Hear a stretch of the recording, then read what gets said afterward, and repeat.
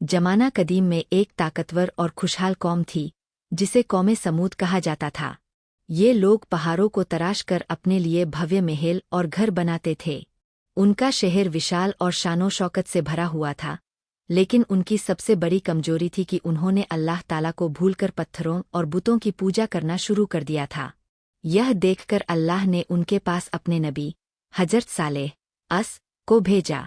हजरत सालेह अस ने अपनी कौम से कहा, ऐ मेरी कौम, अल्लाह को मानो, उसी की इबादत करो।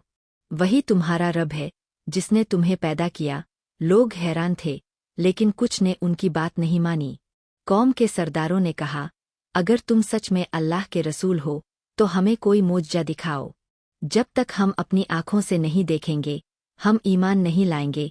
हजरत सालेह अस ने अल्लाह से दुआ की और अचानक पहाड़ में एक फटी हुई जगह से चमकदार रोशनी निकली और लोग चौंक गए।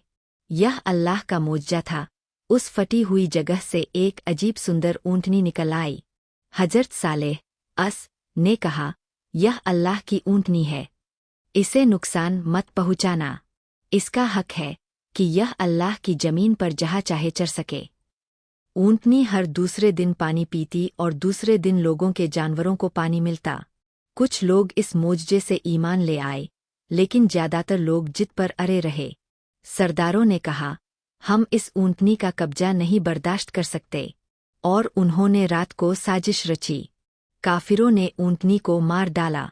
हजरत सालेह अस ने कहा, 3 दिन अपने घरों में रहो, यह वादा झूठा नहीं होगा। आपने अल्लाह की निशानी को झुठलाया है। 3 दिन बाद अल्लाह का अज़ाब आया। भयंकर भूकंप और तूफान ने उनके शहर को तबाह कर दिया। जो लोग इनकार करते रहे वे बर्बाद हो गए, और ऐसा ही हुआ।